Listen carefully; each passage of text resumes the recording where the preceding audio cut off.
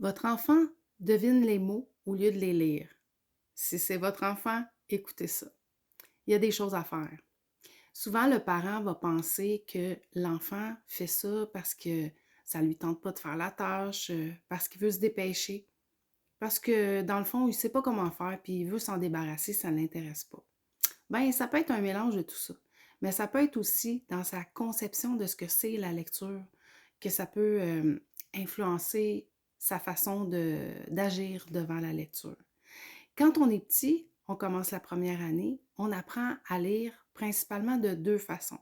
On apprend le décodage, puis on apprend la lecture globale des mots pour les mots qu'on voit souvent puis qu'on reconnaît facilement, comme par exemple son prénom.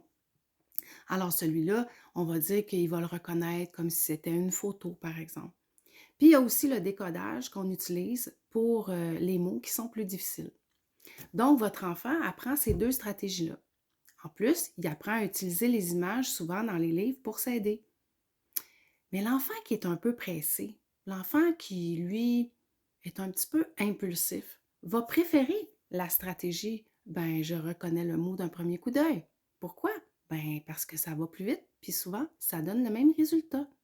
Oui, ça donne le même résultat. Parce que dans les textes de première année, ce qu'on retrouve la plupart du temps, c'est les mêmes mots qui se répètent. Donc, si ça commence par MA, ça va être maman ou ça va être maison. Donc, selon le dessin ou un peu le sens de l'histoire, ben, l'enfant, lui, il va se dire, ah, ben, c'est maman ou c'est maison, selon les premières lettres. Donc, il ne va pas décoder le mot jusqu'à la fin. La stratégie normale, c'est que on va décoder les mots tant et aussi longtemps qu'on ne les reconnaîtra pas justement d'un premier coup d'œil. Vous l'avez sûrement expérimenté quand vous lisez un roman, par exemple, qu'un mot, par exemple le nom d'un personnage, parfois dans des traductions, ça va être un mot qui est complexe, on le décode quelquefois et on finit par l'encoder tout simplement dans notre mémoire pour ne pas avoir à le décoder à chaque fois. Donc, c'est sûr que le décodage, c'est une stratégie qui est vraiment énergivore. Donc, pourquoi je décoderais les mots si, dans le fond, en général, ce que je lis, c'est exact? Et en plus, quand on lit pour un adulte et qu'on est petit, on veut souvent lui plaire. Et c'est souvent ça notre intention de lecture, rien d'autre. Donc, qu'est-ce qu'il fait?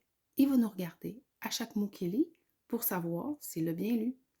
Et nous, comme on est des bons parents ou des bons intervenants, on veut les aider et les encourager. Donc, avec notre non-verbal, on va leur faire oui, ou on va leur faire ou on va leur dire t'es sûr?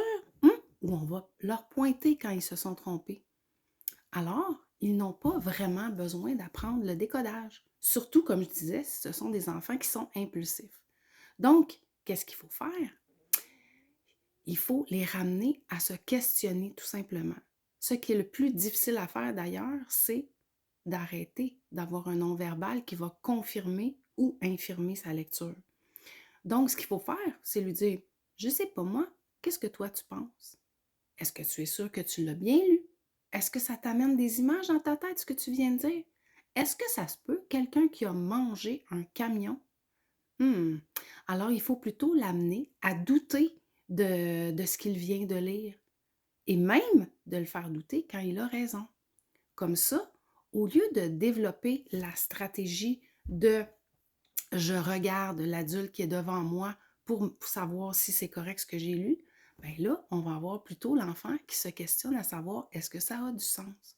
Parce que je vous rappelle que dans un texte de première et même de deuxième année, le nombre de mots qui est utilisé est très restreint. Donc, l'enfant a très peu de chances de se tromper. Donc, si en plus, nous, on l'encourage avec notre non-verbal ou on lui dit immédiatement quand il fait une erreur d'aller se réviser, bien lui, dans le fond, il ne développera pas sa façon de lire de façon adéquate. Et pourquoi c'est très important d'intervenir quand ils sont jeunes? C'est que les stratégies de lecture s'apprennent en première année et se révisent en deuxième année. En général, un enfant va apprendre à lire les lettres, les sons, jusqu'à, mettons, à peu près du mois de septembre au mois de janvier. Et souvent, de janvier à juin, ce qu'il va avoir comme tâche, ça va être d'automatiser sa lecture. Donc, de travailler à développer le sens, la fluidité. Donc, si ça, c'est pas fait en première année, il s'en va en deuxième année. Les textes ne se complexifient pas tant que ça, mais ils vont se complexifier. Mais c'est souvent en troisième année qu'on va avoir des enfants qui sont en grande difficulté parce qu'ils n'arriveront plus à compenser, parce que les textes deviennent plus complexes, les phrases deviennent complexes avec des virgules, avec des référents comme par exemple si je parle d'un enfant et que je le nomme celui-ci ou des choses comme ça c'est des choses qui n'auront pas été vues au premier cycle. Et là, on a un problème parce que lui, il a appris avec les mots globaux. Donc là, il ne saura pas qu'est-ce que c'est. Donc, c'est très important d'intervenir tôt dans ce type de difficultés-là, qui ne sont pas des grosses difficultés. Ça arrive et dans un sens, on les comprend, les enfants. On est tous comme ça. Si on peut prendre un raccourci puis que ça nous sauve du temps puis qu'on arrive au même résultat, ben c'est juste un signe d'intelligence que de l'utiliser. J'espère que ça va vous aider. Si vous aimez, likez,